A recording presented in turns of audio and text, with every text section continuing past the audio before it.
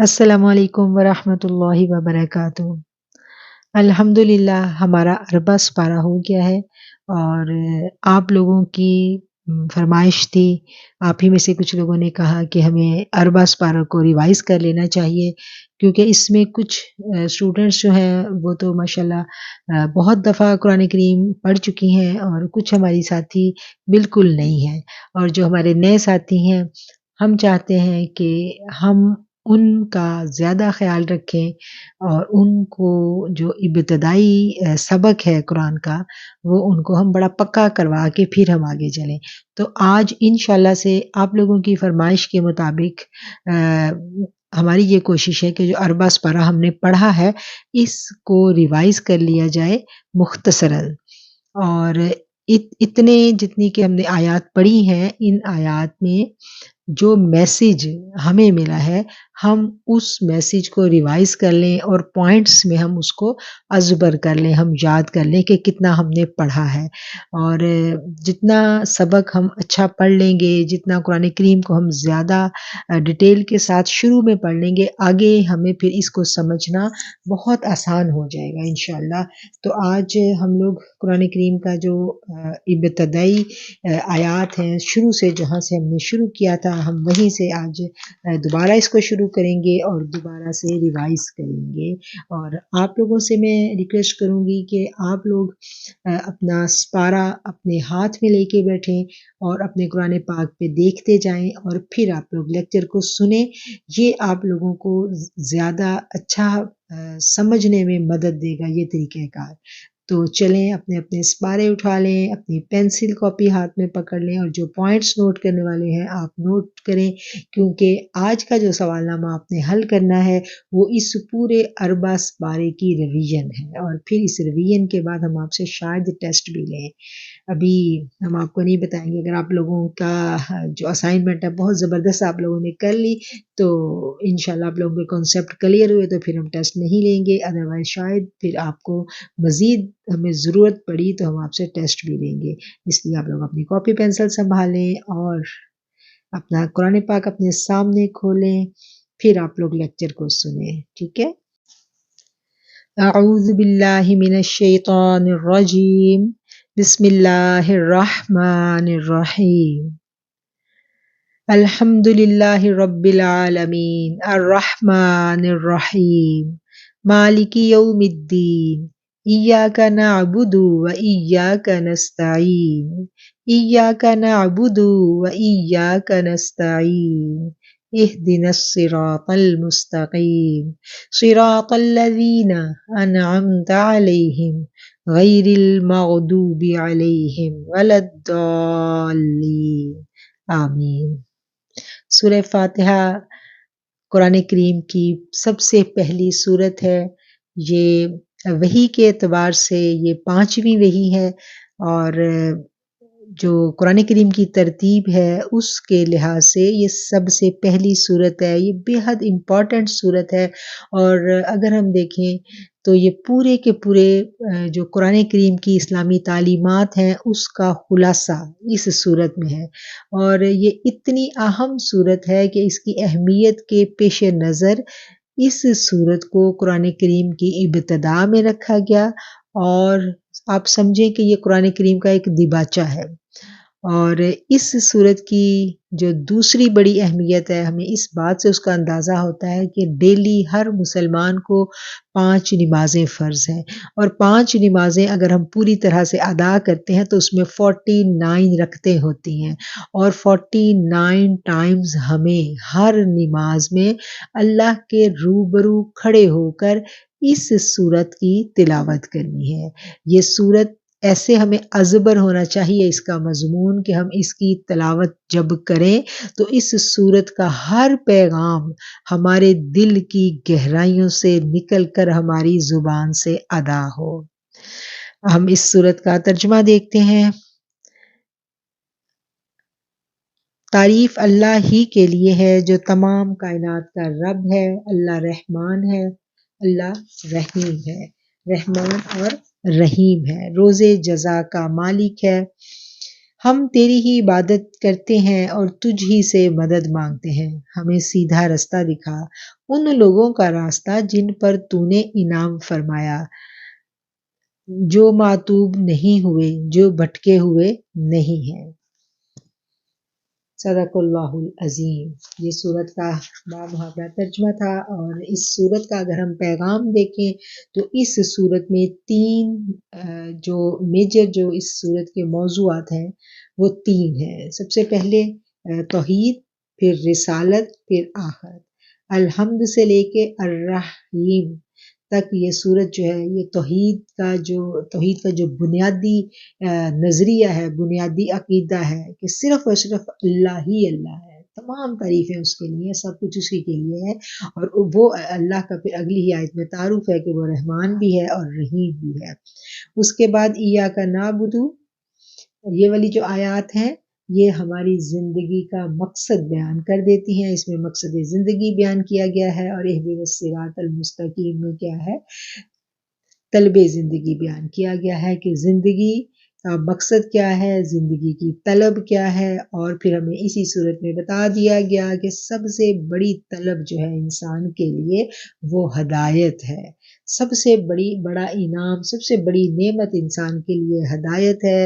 اور آگے جو ہے صراط الذین انعمت علیہم بتا دیا گیا کہ جو جن لوگوں کو ہدایت مل جاتی ہے وہ انعام یافتہ ہو جاتے ہیں، وہ انعام یافتہ لوگوں کا تعارف ہمیں کروا دیا گیا کہ جب ہم نے اللہ سے ہدایت مانگنی ہے اور ہم نے ساتھ مانگنا ہے کن لوگوں کا جن پر اللہ کا انعام ہوا، اور اللہ کے انعام یافتہ لوگ کون سے ہیں وہ بھی ہمیں بتا دیا گیا ہے کہ وہ کون سے لوگ ہیں، اور پھر اس کے آخر میں ہمیں یہ دعا مانگنی سکھائی گئی کہ اللہ تو ہمیں انعام یافتہ لوگوں کے ساتھ رکھنا، ہمیں ان لوگوں کے ساتھ نہ رکھنا جن پر تیرا غضب ہوا اور جو گمراہ ہوئے، اللہ ہمیں ان کا ساتھ نہ دینا۔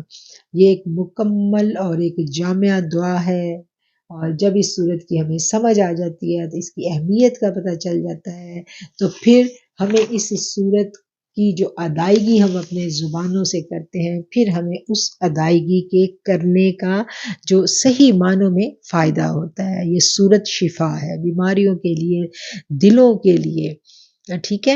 اور جیسا کہ ہم نے اس کی ڈیٹیل سے جب تفسیر پڑھی تو ہمیں پتہ چلا کہ کس طرح صحابہ کرام نے اس سے جسمانی بیماریوں کی بھی شفا لی اور دلی بیماریوں کی بھی، تو ڈیفینیٹلی یہ شفا ہے ہی ہے۔ اور اس کے بعد سورہ بقرہ شروع ہوتی ہے۔ اعوذ باللہ من الشیطان الرجیم، بسم اللہ الرحمن الرحیم۔ سورہ بقرہ کا پہلے ایک اربع کا میں باب محاورہ ترجمہ پیش کروں گی، اور پھر اس کے بعد اس اربع میں جتنی آیات ہم نے پڑھی ہیں ان آیات میں کیا میسج ہے اللہ کریم کا، وہ میں نے پوائنٹس میں نوٹ کیا ہے، انشاءاللہ سے وہ پوائنٹس جو ہیں ان کو پھر ہم ریوائز کریں گے۔ بسم اللہ الرحمن الرحیم، الف لام میم، حروف مقطعات۔ یہ اللہ کی کتاب ہے، اس میں کوئی شک نہیں، ہدایت ہے۔ ھدی للمتقین، یہ ہدایت ہے پرہیزگاروں کے لیے جو غیب پر ایمان لائے، نماز قائم کرتے ہیں، جو رزق ہم نے ان کو دیا اس میں سے خرچ کرتے ہیں، اور جو کتاب تم پر نازل کی گئی یعنی قرآن پاک، اور جو کتابیں تم سے پہلے نازل کی گئیں ان سب پر ایمان لاتے ہیں اور آخرت پر یقین رکھتے ہیں، ایسے لوگ اپنے رب کی طرف سے راہ راست پر ہیں اور وہی فلاح پانے والے ہیں۔ اب جب ہم ان آیات کو دیکھتے ہیں تو ہمیں یہ پتہ چلتا ہے کہ یہ آیات بالکل جن لوگوں نے اس قرآن کریم سے استفادہ حاصل کرنا ہے ان لوگوں کی صفات ان ابتدائی آیات میں بیان کی گئی ہیں۔ آگے اللہ کریم فرماتے ہیں، جن لوگوں نے ان باتوں کو تسلیم کرنے سے انکار کر دیا ان کے لیے یکساں ہے، ان کے لیے برابر ہے کہ خواہ تم انہیں خبردار کرو یا نہ کرو، بہرحال وہ ماننے والے نہیں ہیں۔ اللہ نے ان کے دلوں اور ان کے کانوں پر مہر لگا دی ہے اور ان کی آنکھوں پر پردہ پڑ گیا ہے، وہ سخت سزا کے مستحق ہیں۔ بعض لوگ ایسے بھی ہیں جو کہتے ہیں کہ ہم اللہ پر اور آخرت کے دن پر ایمان لائے، حالانکہ وہ در حقیقت مومن نہیں ہے، اور اللہ ایمان لانے والوں کے ساتھ اور وہ لوگ اللہ اور ایمان لانے والوں کے ساتھ دھوکہ بازی کر رہے ہیں، مگر دراصل وہ خود اپنے آپ کو ہی دھوکے میں ڈال رہے ہیں اور انہیں اس بات کا شعور نہیں ہے۔ ان کے دلوں میں ایک بیماری ہے جسے اللہ نے اور زیادہ بڑھا دیا اور وہ جھوٹ بولتے ہیں۔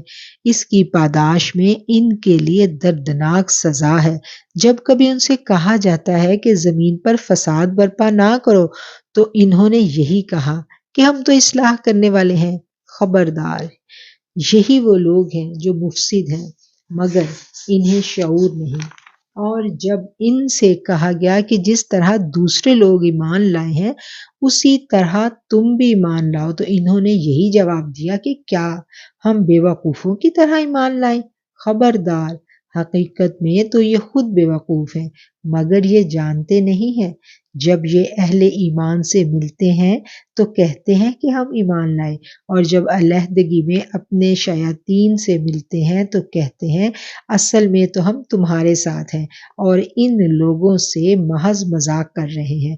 اللہ ان سے مذاق کر رہا ہے اور وہ ان کی رسی دراز کیے جاتا ہے اور یہ اپنی سرکشی میں اندھوں کی طرح بھٹکتے چلے جاتے ہیں۔ یہ وہ لوگ ہیں جنہوں نے ہدایت کے بدلے گمراہی خرید لی ہے، مگر یہ سودا ان کے لیے نفع بخش نہیں ہے اور یہ ہرگز صحیح راستے پر نہیں ہے۔ ان کی مثال ایسی ہی ہے جیسے ایک شخص نے آگ روشن کی اور جب اس نے سارے ماحول کو روشن کر دیا تو اللہ نے ان کا نور بصارت سلب کر لیا اور انہیں اس حال میں چھوڑ دیا کہ تاریکیوں میں انہیں کچھ نظر نہیں آتا۔ یہ بہرے ہیں، یہ گونگے ہیں، یہ اندھے ہیں، اب یہ نہیں پلٹیں گے۔ یا پھر ان کی مثال یوں سمجھو کہ آسمان سے زور کی بارش ہو رہی ہے اور اس کے ساتھ اندھیری گھٹا اور کڑک چمک بھی ہے۔ یہ بجلی کے کڑاکے سن کر اپنی جانوں کے خوف سے کانوں میں انگلیاں ٹھونسے لیتے ہیں اور اللہ ان منکرین حق کو ہر طرف سے گھیرے میں لیے ہوئے ہے۔ چمک سے ان کی حالت یہ ہو رہی ہے گویا ان قریب بجلی ان کی بصارت اچک لے جائے گی۔ جب ذرا کچھ روشنی انہیں محسوس ہوتی ہے تو اس میں کچھ دور چل لیتے ہیں اور جب اندھیرا چھا جاتا ہے تو کھڑے ہو جاتے ہیں۔ اللہ چاہتا تو ان کی سماعت اور ان کی بصارت بالکل ہی سلب کر لیتا، یقیناً وہ ہر چیز پر قادر ہے۔ لوگو، بندگی اختیار کرو اپنے اس رب کی جو تمہارا اور تم سے پہلے جو لوگ ہو گزرے ہیں ان سب کا خالق ہے۔ تمہارے بچنے کی توقع اسی صورت میں ہو سکتی ہے، وہی تو ہے جس نے تمہارے لیے زمین کا فرش بچھایا، آسمان کی چھت بنائی، اوپر سے پانی برسایا اور اس کے ذریعے ہر طرح کی پیداوار نکال کر تمہارے لیے رزق بہم پہنچایا۔ بس جب تم یہ جانتے ہو تو دوسروں کو اللہ کا مد مقابل مت ٹھہراؤ، اور اگر تمہیں اس امر میں شک ہے کہ یہ کتاب جو ہم نے اپنے بندے پر اتاری ہے یہ ہماری ہے ہی نہیں تو اس کی مانند ایک صورت ہی بنا لاؤ، اپنے سارے ہم نواؤں کو بلا لو، ایک اللہ کو چھوڑ کر جس کو چاہو مدد کے لیے بلا لو۔ اگر تم سچے ہو تو یہ کام کر کے دکھاؤ، لیکن اگر تم نے ایسا نہ کیا اور یقیناً کبھی نہیں کر سکتے تو ڈرو اس آگ سے جس کا ایندھن آدمی اور پتھر ہوں گے، جو تیار کی گئی ہے منکرین حق کے لیے۔ اور اے پیغمبر، جو لوگ اس کتاب پر ایمان لے آئے اور اس کے مطابق اپنے عمل درست کر لیں انہیں خوشخبری دے دو کہ ان کے لیے باغات ہیں جن کے نیچے نہریں بہتی ہوں گی، ان باغوں کے پھل صورت میں دنیا کے پھلوں سے ملتے جلتے ہوں گے۔ جب کوئی پھل ان کو کھانے کے لیے دیا جائے گا تو وہ کہیں گے کہ ایسے ہی پھل اس سے پہلے دنیا میں ہم کو دیے جاتے تھے۔ ان کے لیے وہاں پاکیزہ بیویاں ہوں گی اور وہ ہمیشہ اسی میں رہیں گے۔ ہاں، اللہ اس سے ہرگز نہیں شرماتا کہ مچھر یا اس سے بھی حقیر تر کسی چیز کی مثالیں بیان کرے۔ جو لوگ حق بات کو قبول کرنے والے ہیں وہ انہی مثالوں کو دیکھ کر جان لیتے ہیں کہ یہ حق ہے جو ان کے رب ہی کی طرف سے آیا ہے، اور جو نہیں ماننے والے وہ انہیں سن کر کہنے لگتے ہیں کہ ایسی تمثیلوں سے، ایسی مثالوں سے اللہ کو کیا سروکار۔ اس طرح اللہ ایک ہی بات سے بہت سے لوگوں کو گمراہی میں مبتلا کر دیتا ہے اور بہت سے لوگوں کو راہ راست دکھا دیتا ہے، اور گمراہی میں وہ انہی کو مبتلا کرتا ہے جو فاسق ہیں۔ اللہ کے عہد کو مضبوط باندھ لینے کے بعد توڑ دیتے ہیں۔ اللہ نے جسے جوڑنے کا حکم دیا اسے کاٹتے ہیں اور زمین میں فساد برپا کرتے ہیں۔ حقیقت میں یہی لوگ نقصان اٹھانے والے ہیں۔ تم اللہ کے ساتھ کفر کا رویہ کیسے اختیار کرتے ہو، حالانکہ تم بے جان تھے۔ اس نے تم کو زندگی عطا کی، پھر وہی تمہاری جان سلب کر لے گا، پھر وہی تمہیں دوبارہ زندگی عطا کرے گا، پھر اسی کی طرف تمہیں پلٹ کر جانا ہے۔ وہی تو ہے جس نے تمہارے لیے زمین کی ساری چیزیں پیدا کی، پھر اوپر سے توجہ فرمائی اور 7 آسمان استوار کر دیے، اور وہ ہر چیز کا علم رکھنے والا ہے۔ پھر ذرا اس وقت کا تصور کرو جب تمہارے رب نے فرشتوں سے کہا تھا کہ میں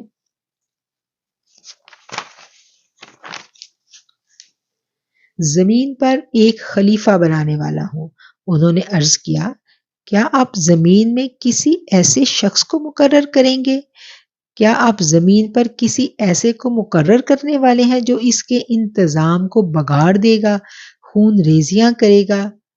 آپ کی حمد و ثنا کے ساتھ تسبیح اور آپ کے لیے تقدیس تو ہم ہی کر رہے ہیں۔ فرمایا، میں جانتا ہوں جو کچھ تم نہیں جانتے۔ اس کے بعد اللہ نے آدم کو ساری چیزوں کے نام سکھائے، پھر انہیں فرشتوں کے سامنے پیش کیا اور فرمایا، اگر تمہارا خیال صحیح ہے کہ کسی خلیفہ کے تقرر سے انتظام بگڑ جائے گا تو ذرا ان چیزوں کے نام بتاؤ۔ انہوں نے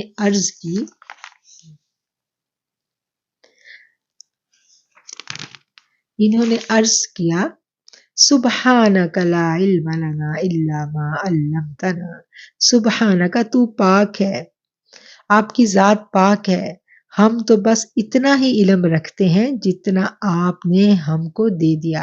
حقیقت میں سب کچھ جاننے اور سمجھنے والا آپ کے سوا کوئی نہیں۔ پھر اللہ نے آدم سے کہا، تم ان چیزوں کے نام بتاؤ۔ جب اس نے ان کو ان سب کے نام بتا دیے تو اللہ نے فرمایا، میں نے تم سے نہیں کہا تھا کہ میں آسمانوں اور زمین کی ساری حقیقتیں جانتا ہوں جو تم سے مخفی ہیں، اور جو کچھ تم ظاہر کرتے ہو وہ بھی مجھے معلوم ہے، اور جو کچھ تم چھپاتے ہو اسے بھی میں جانتا ہوں۔ پھر جب ہم نے فرشتوں کو حکم دیا کہ آدم کے آگے جھک جاؤ تو سب جھک گئے، مگر ابلیس نے انکار کر دیا۔ وہ اپنی بڑائی کے غرور میں پڑ گیا اور نافرمانوں میں شامل ہو گیا۔ پھر ہم نے آدم سے کہا، تم اور تمہاری بیوی دونوں جنت میں رہو اور یہاں بفراغت جو چاہو کھاؤ، مگر اس درخت کے قریب مت جانا ورنہ ظالموں میں شمار ہو جاؤ گے۔ آخر کار شیطان نے ان دونوں کو اس درخت کی ترغیب دے کر ہمارے حکم کی پیروی سے ہٹا دیا اور انہیں اس حالت میں وہاں سے نکلوا کر چھوڑا جس میں وہ تھے۔ ہم نے حکم دیا اب تم سب یہاں سے اتر جاؤ، تم ایک دوسرے کے دشمن ہو اور تمہیں ایک خاص وقت مقررہ تک زمین میں ٹھہرنا ہے اور وہیں پر گزر بسر کرنا ہے۔ اچھا، اب یہاں پر آپ لوگوں نے، جب میں نے آپ لوگوں کے ٹیسٹ چیک کیے تو بہت ساری جو سسٹرز ہیں انہوں نے اس جگہ کو سمجھنے میں غلطی کی تھی۔ یہاں پر جو مفہوم بیان کیا گیا ہے اس کو ہم نے سمجھنا ہے۔ وَقُلْنَا اهْبِطُوا بَعْضُكُمْ لِبَعْضٍ، اس کا کیا مطلب ہے کہ تم سب یہاں سے اتر جاؤ۔ زمین میں بھیجا جب گیا آدم کو تو اس کو جب بھیجا گیا تو یہ کہا گیا کہ تم اب یہاں سے چلے جاؤ اور تمہیں زمین میں رہنا ہے اور تم میں سے بعض کے دشمن ہوں گے۔ تو یہاں بعض سے دشمن ہوں گے کی جو تفسیر علماء کرام نے بیان کی ہے اس میں انہوں نے کہا ہے کہ اولاد آدم مراد ہے یہاں پر، کہ آدم کی اولاد جب اس دنیا میں آئے گی تو وہ گروہوں میں بٹ جائے گی اور وہ سارے گروہ جو ان میں ایک دوسرے کے لیے دشمنی پائی جائے گی۔ اب اسی کی تفسیر میں ہم نے ایک اور آیت بھی بیان کی تھی جس میں پھر جو قرآن ہی کی ایک دوسری آیت ہے کہ جس کا مفہوم یہ تھا کہ بعض جو سگے رشتہ دار ہیں جیسے بیویاں اور بیٹے اولاد وغیرہ، یہ ان میں بھی یہ چیزیں ہو سکتی ہیں اور ہوں گی کہ وہ ان رشتوں میں بھی دشمنی آ جائے گی۔ تو مفسرین نے اس کی تفسیر میں یہی باتیں بیان کی ہیں، اور آپ لوگوں میں سے کچھ سسٹرز نے جب اس کو لکھا تو انہوں نے کہا کہ شیطان اور آدم جو ہے نا ان کی دشمنی ہوگی آپس میں۔ تو شیطان اور آدم تو اسی وقت یہ بات واضح ہو گئی تھی، یہ دو گروہ تو پہلے سے بن ہی گئے تھے، شیطان تو اسی وقت دشمنی میں آ گیا تھا، ٹھیک ہے نا، وہ تو پہلے آ چکا تھا دشمنی میں، وہ تو بنی آدم کی دشمنی میں آ گیا تھا۔ یہاں بنی آدم کو کہا جا رہا ہے کہ تم میں سے بعض کے دشمن ہوں گے۔ تو اس پوائنٹ کو آپ لوگ جب غور کریں گے تو پھر آپ لوگوں کو سمجھ آ جائے گا، جن سسٹرز نے اس پوائنٹ کو سمجھنے میں غلطی کی ہے، مسٹیک کی ہے، وہ اس کو ذرا دوبارہ دھیان سے پڑھیں اور لیکچر کو اس جگہ سے دوبارہ سنیں جس میں تفصیل کے ساتھ یہ بات جو ہے وہ واضح کی گئی ہے۔ ہم نے حکم دیا کہ اب تم سب یہاں سے اتر جاؤ، تم ایک دوسرے کے دشمن ہو اور تمہیں ایک خاص وقت تک زمین میں ٹھہرنا اور وہیں گزر بسر کرنا ہے۔ اس وقت آدم نے اپنے رب سے چند کلمات سیکھ کر توبہ کی۔ یہ آیت نمبر 36 پر ہے۔ آپ لوگ جب ہم لوگ تھوڑی دیر کے لیے رک جاتے ہیں کسی بات کے لیے تو آپ لوگ کہتے ہیں کہ ہمیں دوبارہ آیت نہیں مل رہی، تو آپ ہمیں آیت کا نمبر بتا دیا کریں، ٹھیک ہے۔ تو ابھی یہ جو ہم نے بات کی، یہ ہم نے بات 36 نمبر بات کی 36 نمبر آیت کی ہے۔ اب ہم 36 آیت سے آگے پڑھ رہے ہیں، آپ لوگ دیکھ لیں اپنے قرآن کریم پر۔ تمہیں ایک خاص وقت کے لیے زمین میں ٹھہرنا ہے اور وہیں گزر بسر کرنا ہے۔ فَتَلَقَّىٰ آدَمُ مِن رَّبِّهِ كَلِمَاتٍ فَتَابَ عَلَيْهِ، اس وقت آدم نے اپنے رب سے چند کلمات سیکھ کر توبہ کر لی، جس کو اس کے رب نے قبول کر لیا کیونکہ وہ بڑا معاف فرمانے والا اور درگزر وہ بڑا معاف فرمانے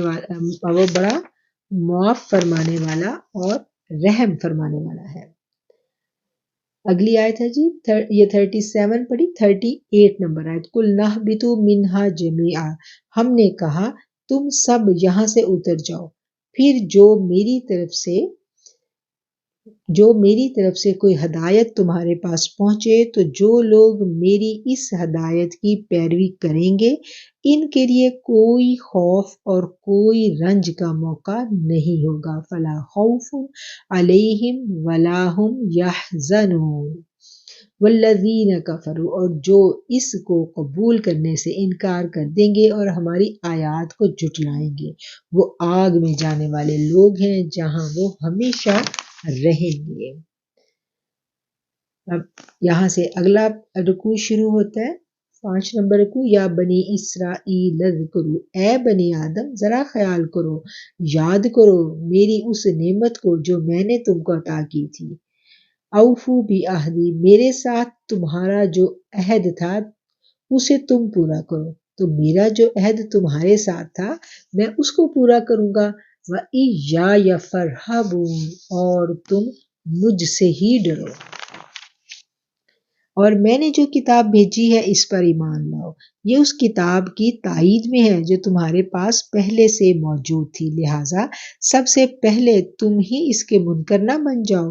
تھوڑی سی قیمت پر میری آیات کو مت بیچ ڈالو، میرے غضب سے بچو، باطل کا رنگ چڑھا کر حق کو مشتبہ مت بناؤ، اور نہ جانتے بوجھتے حق کو چھپانے کی کوشش کرو۔ نماز کو قائم کرو، زکوٰۃ ادا کرو، جو لوگ میرے آگے جھک رہے ہیں ان کے ساتھ تم بھی جھک جاؤ۔ تم دوسروں کو تو نیکی کا رستہ اختیار کرنے کے لیے کہتے ہو مگر اپنے آپ کو بھول جاتے ہو، حالانکہ تم سب کتاب کی تلاوت کرتے ہو۔ کیا تم عقل سے بالکل ہی کام نہیں لیتے؟ صبر اور نماز سے مدد لو۔ وَاسْتَعِینُوا بِالصَّبْرِ وَالصَّلَاةِ 45 نمبر آئے۔ اِنَّهَا لَكَبِیرَةٌ إِلَّا عَلَى الْخَاشِعِینَ، بے شک نماز ایک سخت مشکل کام ہے مگر ان فرما بردار بندوں کے لیے مشکل نہیں ہے جو سمجھتے ہیں کہ آخر کار انہیں اپنے رب سے ملنا ہے اور اسی کی طرف انہیں لوٹ کر جانا ہے۔ الذین یظنون، جو یہ گمان کرتے ہیں کہ بے شک ہمیں اپنے رب سے ملنا ہے، وَأَنَّهُمْ إِلَیْهِ راجعون، اور ہمیں اسی کی طرف لوٹ کر جانا ہے۔ نماز اور صبر کس کے لیے مشکل ہے؟ یہ اس کے لیے مشکل ہے جو یہ یقین نہیں رکھتا کہ اسے اپنے رب کی طرف جانا ہے، جس کا عقیدہ اپنے رب کے اوپر پختہ ہے، جس کا عقیدہ آخرت پختہ ہے، جس کو پتہ ہے کہ یہ دنیا چند روزہ ہے اور اس دنیا نے ختم ہو جانا ہے اور پھر لوٹ کر ہم نے اپنے رب کے پاس چلے جانا ہے۔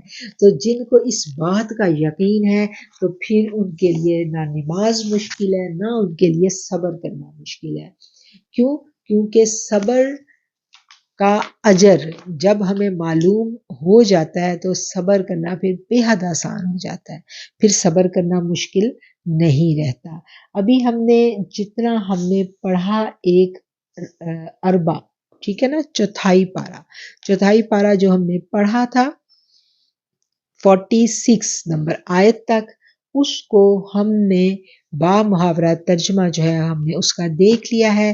اب ہم اس سورہ بقرہ کا خلاصہ جو ہے وہ دیکھیں گے، پوائنٹس میں اس کو آپ لوگوں نے دھیان سے نوٹ کر لینا ہے، اور یہ ساری کی ساری باتیں ہمیں ازبر ہونی چاہیے۔ جتنا ہم نے پڑھا ہے یہ ہمارے ذہن میں ہونا چاہیے کہ ہم نے کتنا پڑھا ہے، ٹھیک ہے؟ یہ نہیں ہے کہ ہم اس میں سے گزر گئے، ایسا نہیں ہے۔ یہ باتیں ہمیں یاد ہونی چاہیے کہ پہلے رکوع میں اللہ نے ہم نے کیا میسج دیا تھا، دوسرے رکوع میں کیا میسج دیا تھا، ٹھیک ہے؟ یہ ساری کی ساری باتیں ہم نے یاد رکھنی ہے، اور اسی یاد دہانی کے لیے جو آج کا لیکچر ہے وہ ہم اس کو اس طرح سے ایز اے ریویژن آپ لوگوں کے سامنے رکھ رہے ہیں کہ جو پڑھا ہے اس کو ہم ریوائز کر لیں۔ آج ہم آگے نہیں جائیں گے، آج ہم اسی کو پکا کریں گے، ٹھیک ہے؟ پہلا جب ہم قرآن کریم یہ سورہ بقرہ کو شروع کرتے ہیں، جو پہلا رکوع ہے اس کی 1 اور 2 نمبر آئے، اس میں کیا حکم آیا ہے؟ 1 اور 2 نمبر آئے یاد کریں۔ اس میں اللہ کریم نے قرآن پاک کا تعارف کروایا ہے، اور اس تعارف میں کیا سب سے فرسٹ چیز جو ہمیں سمجھائی گئی وہ کیا بتائی گئی کہ اس کتاب کے بارے میں ہم نے قطعاً کوئی شک نہیں کرنا، اور یہ کتاب جو ہے یہ کس کے لیے ہدایت ہے؟ یہ متقین کے لیے ہدایت ہے۔ جب یہ بات کہہ دی گئی کہ یہ ہدایت ہے متقین کے لیے، تو پھر آگے اگلی آیتوں میں جو متقین ہیں وہ کون ہیں، ان کی صفات کیا ہیں، اگلی جو 3 سے 5 نمبر آیت ہے، ٹھیک ہے؟ ان آیتوں میں 3 سے لے کے 5 نمبر کی جو آیت ہے، ان آیتوں میں اللہ کریم نے متقین کی صفات بیان کر دی، اور جن لوگوں نے قرآن سے استفادہ حاصل کرنا ہے ان کی صفات بیان کر دی، ٹھیک ہے؟ ایمان والوں کی صفات کیا بیان کی گئی آیات میں، ذرا سوچیں غور کریں تو یاد آ جائے گا کہ غیب پر ایمان، آخرت پر ایمان، الہامی کتابوں پر ایمان، تقدیر پر ایمان، اور تقدیر پر ایمان رکھتے ہیں، اور کیا کرتے ہیں، اور نماز پڑھتے ہیں، اور اللہ کی راہ میں خرچ کرتے ہیں۔ دیکھیں انسان جو خرچ کرتا ہے اپنی ذات کے لیے کرتا ہے، اور جب اللہ کی راہ میں خرچ کرنے کی باری آتی ہے تو پھر شیطان اس کو غربت کا خوف دلواتا ہے، کہتا ہے تمہارا مال کم ہو جائے گا۔ تو اللہ کیا کہتا ہے کہ جو میرے ساتھ تجارت کرتا ہے، جو میری راہ میں خرچ کرتا ہے، میں اس کو بڑھا دیتا ہوں۔ جب اللہ پر یقین پختہ ہو جاتا ہے تو پھر اللہ کی راہ میں خرچ کرنا مشکل نہیں رہتا۔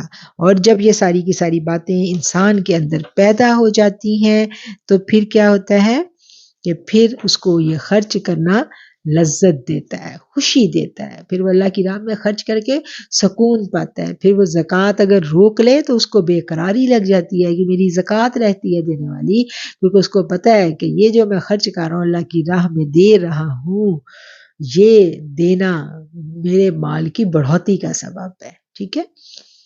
اور یہ ساری کی ساری صفات بیان کرنے کے بعد کیا کہہ دیا گیا؟ یہ بتا دیا گیا کہ یہی لوگ اللہ کی طرف سے ہدایت پر ہیں۔ کون سے لوگ ہدایت پر ہیں؟ جن کے پیچھے صفات بیان کی گئی، اور جو ہدایت پر ہیں وہ کون ہے؟ وہی فلاح پانے والے ہیں۔ فلاح کیا ہے؟ ابدی کامیابی، ہمیشہ کی کامیابی انہی کو ملے گی جن میں یہ والی صفات پیدا ہوں گی۔ اور کرنے کے کاموں میں سے کیا کام ہے کہ ان صفات کی ہم ایک لسٹ بنائیں گے، اور پھر ایک ایک جو پوائنٹ ہم نے نوٹ کیا ان صفات کا، اس کو اپنی ذات پر رکھ کر ہم سوچیں گے کہ ہماری ذات میں ان میں سے کتنی صفات موجود ہیں۔ ہم اپنے آپ کو مارکنگ کریں گے کہ ہم نے کتنے % مارکس حاصل کیے اور ہم کہاں پر کھڑے ہیں، ٹھیک ہے۔ ہم اپنا ساتھ کے ساتھ سیلف انالیسس کرتے جائیں گے قرآن کی آیات کی روشنی میں۔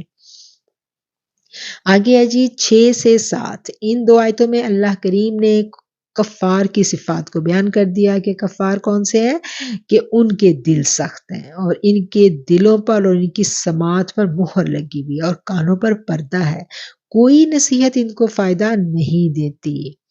اور اس سے آگے پھر یہ ایک رکوع یہاں پر ختم ہو جاتا ہے، اور اگلا رکوع شروع ہوتا ہے۔ اگلا رکوع جو اس کی جو آیت ہے 8 نمبر آیت سے لے کے 20 نمبر آیات تک، جب ہم دیکھتے ہیں تو منافقین کی صفات بیان کی گئی ہیں۔ منافقین کے بارے میں ہم نے پڑھا تھا کہ جب مسلمان مکہ میں تھے تو وہاں 2 قسم کے لوگ تھے، ایک ایمان والے اور ایک کون تھے؟ ایک کافر تھے، وہاں تیسرا گروہ کوئی نہیں تھا۔ تو منافق کون ہوتا ہے؟ جو بظاہر تو کلمہ گو ہوتا ہے، بظاہر اس نے اسلام کو قبول کر لیا، نمازیں بھی پڑھتا ہے، ٹھیک ہے، لیکن اس نے دل سے اسلام میں، اس کا جو دل ہے وہ اسلام اس کے اندر داخل نہیں ہوا ہوتا۔ اور منافقین کی کیا نشانیاں؟ وہ نشانیاں جو ہیں وہ اس 8 نمبر سے لے کے 20 نمبر کی جو آیات ہیں، ان آیات میں وہ ساری کی ساری نشانیاں کھول کر بیان کر دی گئیں کہ بظاہر ایمان والوں میں شامل ہوتے ہیں، مگر قلبی طور پر مسلمانوں کے ساتھ وہ لوگ نہیں ہوتے، اور مسلمانوں کو بیوقوف سمجھتے ہیں، خود بھی گمراہ ہوتے ہیں اور دوسروں کی گمراہی کا سبب بھی بنتے ہیں۔ اللہ نے ان کو ڈھیل دے رکھی ہوتی ہے، یہ لوگ مفاد پرست ہوتے ہیں۔ منافقین کا گروہ مدینہ منورہ میں وجود میں آیا تھا، اور روحانی زندگی کے امراض ان آیات میں بتائے گئے ہیں۔ کون سے امراض ہیں؟ ہماری جو روحانی امراض جس کو ہم کہتے ہیں، ان میں کون کون سی بیماریاں، یہ بہت دفعہ پڑھ چکے ہیں۔ جو ہمارے پرانے اسٹوڈنٹس ہیں وہ انہوں نے ان بیماریوں کو کافی ڈیٹیل سے پڑھا ہے، اور جو نئے اسٹوڈنٹس ہیں وہ بھی اس کو نوٹ کر لیں کون کون سی بیماریاں ہیں۔ منافق کی نشانیاں کون سی ہیں؟ جب بات کرتے ہیں تو جھوٹ بولتے ہیں، دھوکہ دیتے ہیں، فساد پھیلاتے ہیں، اور طعن و تشنیع کرتے ہیں، ایمان والوں کو بیوقوف خیال کرتے ہیں، اور ان کے ساتھ دھوکہ دینا، ان کے ساتھ فریب دینا، ان کو فریب دینا، دھوکہ دہی کرنا، یہ سب ان کی عادات ہوتی ہیں، ان کی عادت بن چکی ہوتی ہے، کیونکہ وہ اپنے آپ کو بہت عقل مند سمجھتے ہیں۔ پہلا رکوع جو ہے ہم دیکھتے ہیں کتاب کا تعارف ہے کہ یہ کتاب کن لوگوں کے لیے راہ ہدایت ہے۔ اس کے بعد ایمان والوں کی نشانیاں آ گئی، کتنی نشانیاں ہیں ایمان والوں کی، یہ آپ لوگوں سے ہم سوال کریں گے، یہ آپ لوگوں نے خود نوٹ کر کے بتانی ہے۔ اور اس کے بعد جو ہے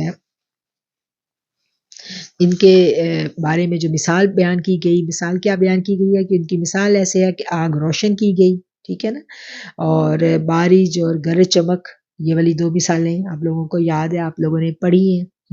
تو یہ والی مثالیں جو ہیں یہ بیان کر کے ان کی جو شخصیت ہے اس کی جو اسکیچنگ ہے، جو ان کی ان کو جو ہمارے سامنے پیش کیا گیا ہے کہ وہ ان کی اس طرح کی شخصیت ہے، بالکل ایسے ہی کہ وہ جب ایمان والوں میں ہوتے ہیں تو جو ایمان والوں کی جو ایمان کی روشنی ہے اس سے وہ کچھ دیکھنے سوچنے سمجھنے کے قابل ہوتے ہیں، لیکن جب وہ ایمان والوں کی محفل سے اٹھ کے آ جاتے ہیں تو وہ دوبارہ اندھیروں میں چلے جاتے ہیں، ٹھیک ہے، جیسے بجلی کی کڑک ہوتی ہے تو روشنی آتی ہے اور سب کچھ صاف دکھائی دینے لگتا ہے اور انسان جو ہے اس روشنی میں ایک ایک چیز دیکھ رہا ہوتا ہے، اور اگلے ہی لمحے جب بجلی کی کڑک ختم ہوتی ہے تو پھر گہری رات میں انسان کچھ بھی نہیں دیکھ پاتا۔ تو ان کی مثال کو قرآن نے اس طرح سے بیان کیا۔ یہ تو ہو گیا جی 2 رکوع، اب تیسرا رکوع شروع ہو گیا۔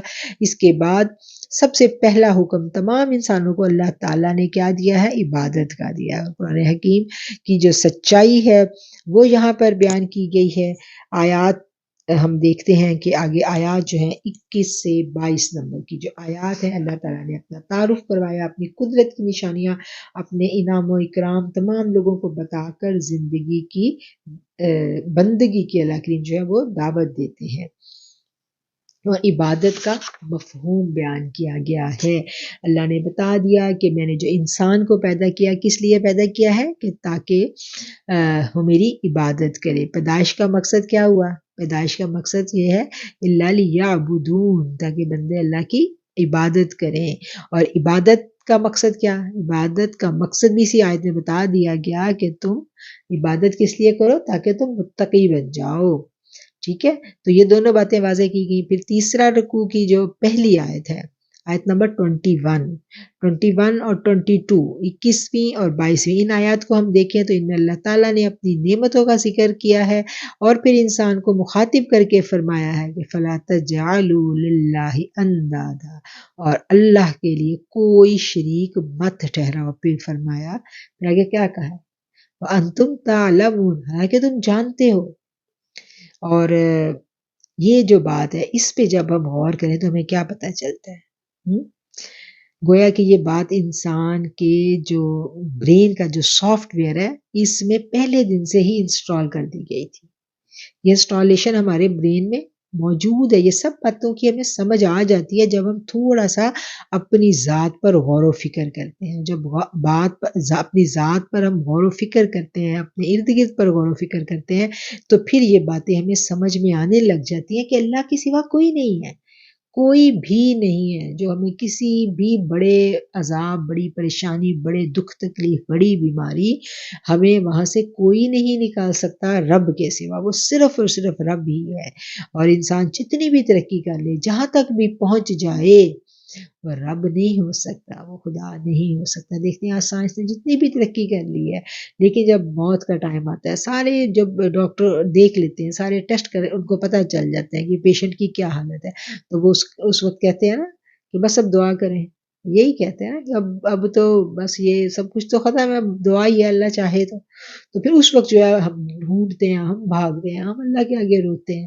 اور کتنے سارے ایسے لوگ ہمیں ملتے ہیں زندگی میں جو یہ بتاتے ہیں کہ مجھے بڑی موذی بیماری لگی، بہت بری بیماری لگی، اور میں نے اللہ سے بڑی دعا کی، بڑی التجا کی، اور دیکھیے میں ٹھیک ہو گیا۔ تو ایسی بہت ساری مثالیں ہمیں اپنے ارد گرد ملتی ہیں، اور یہ انسان کی اپنی بے وقوفی کہہ لیں، ہٹ دھرمی کہہ لیں، یا اپنی نادانی کہہ لیں کہ وہ غور و فکر نہیں کرتا۔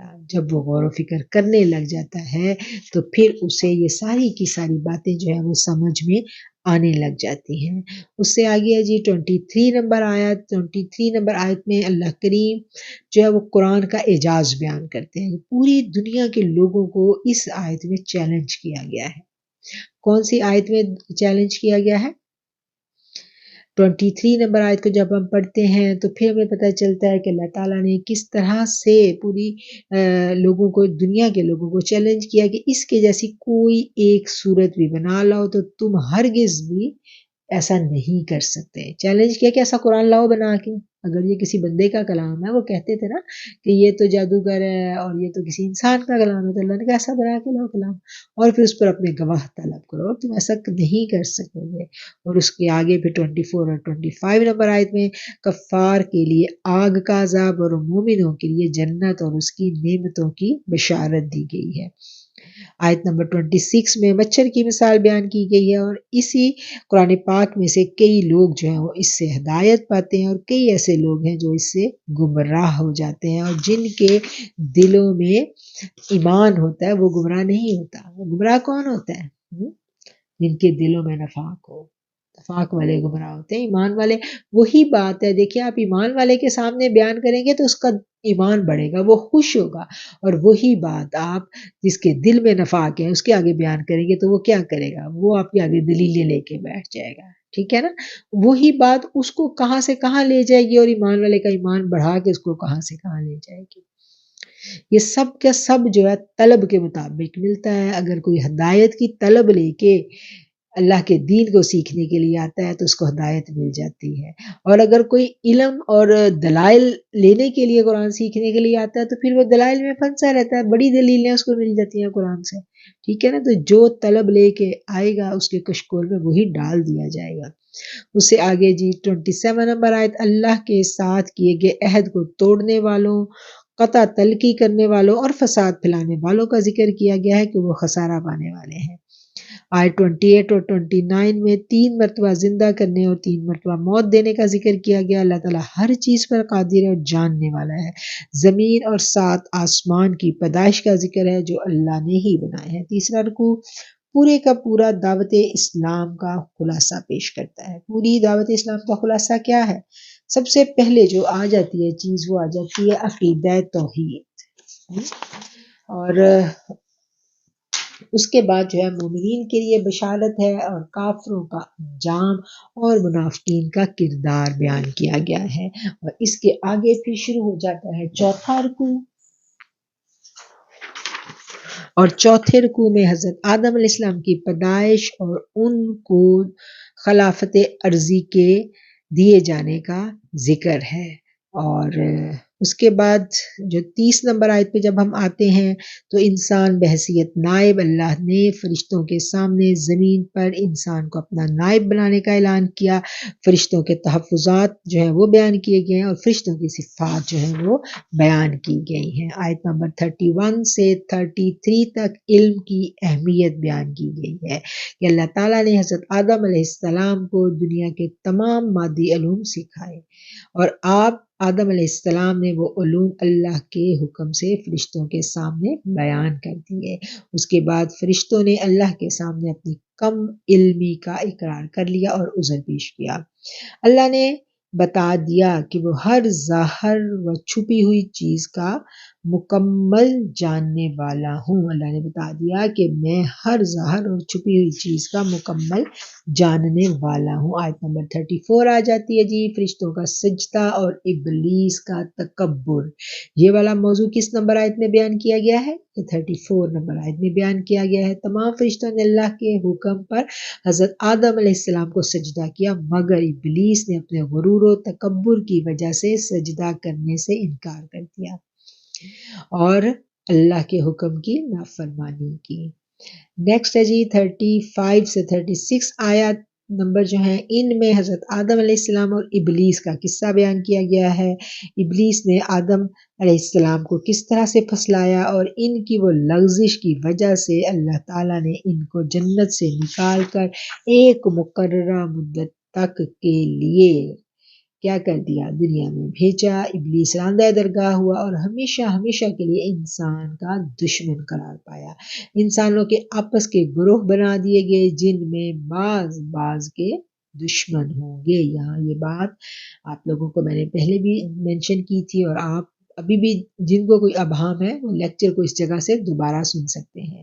آگے آیت نمبر 37، حضرت آدم علیہ السلام کی توبہ، دعا کے آداب، نبی کریم صلی اللہ علیہ وسلم کا وسیلہ پیش کیا۔ اللہ تعالیٰ توبہ قبول کرنے والا ہے اور رحم فرمانے والا ہے۔ آیت نمبر 38 39، خوف اور غم سے آزادی کن کو ملتی ہے؟ یہ اس آیت میں بتا دیا گیا کہ وہ کون سے لوگ ہیں۔ فلا خوف علیہم ولا هم یحزنون، وہ کون لوگ ہیں جنہیں کوئی غم نہ ہوگا، جنہیں کوئی خوف نہیں ہوگا، وہ کون لوگ؟ ان کا بتایا گیا ہے اس آیت میں، ٹھیک ہے؟ اور اس کو ہم ڈیٹیل کے ساتھ پڑھ چکے ہیں کہ وہ کون سے لوگ ہیں، اور اللہ تعالیٰ سے ہم دعا بھی کرتے ہیں کہ اللہ ایمان کی وہ کیفیت ہمیں بھی نصیب کرے کہ ہم ہر طرح کے خوف اور غم سے نکل سکیں، کیونکہ یہ بھی اللہ کے عذاب کی ایک قسم ہے۔ خوف اللہ کے عذاب کی قسموں میں سے ایک قسم ہے۔ تو اللہ تعالیٰ ہمیں اپنے ہر طرح کے عذاب سے اپنی پناہ میں رکھے۔ آگے جی رکوع 5 شروع ہو جاتا ہے۔ 5 رکوع میں ہم دیکھتے ہیں کہ اللہ تعالیٰ کا بنی اسرائیل سے خطاب ہے، اور یہ جو خطاب آتا ہے یہ 5 سے 15 تک جو ہے ہمیں اللہ کا یہ انداز نظر آتا ہے۔ ان رکوع میں کہیں کہیں مومنین اور مشرکین سے بھی خطاب ہے۔ بنی اسرائیل میں سینکڑوں نبی اور رسول پیدا ہوئے، یہ اللہ کی بے حد لاڈلی قوم تھی۔ ان کے حالات نہایت سب آموز طریقے سے بیان کرنے کے ساتھ ساتھ ہمیں یہ بھی بتایا گیا ہے کہ یہ اقوام اپنی غلط حرکات اور خرابیوں کی وجہ سے خوار ہوئی، اور پھر اللہ تعالیٰ نے جو انہیں عزت بخشی تھی اور دنیا میں ان کو خلافت دی گئی تھی وہ ان سے چھین لی گئی، اور ان پر جب قرآن نازل ہو رہا تھا تو ان پر زوال کا دور تھا۔ اور آیت نمبر 40 میں اللہ تعالیٰ نے بنی اسرائیل کو بتایا کہ خطاب کر کے اللہ کہہ رہا ہے کہ اے بنی اسرائیل اس عہد کو پورا کرو۔ اللہ نے جو عہد ان سے کیا تھا اس کو پورا کرنے کے لیے اللہ ان کو دوبارہ سے تنبیہ کر رہے ہیں، اور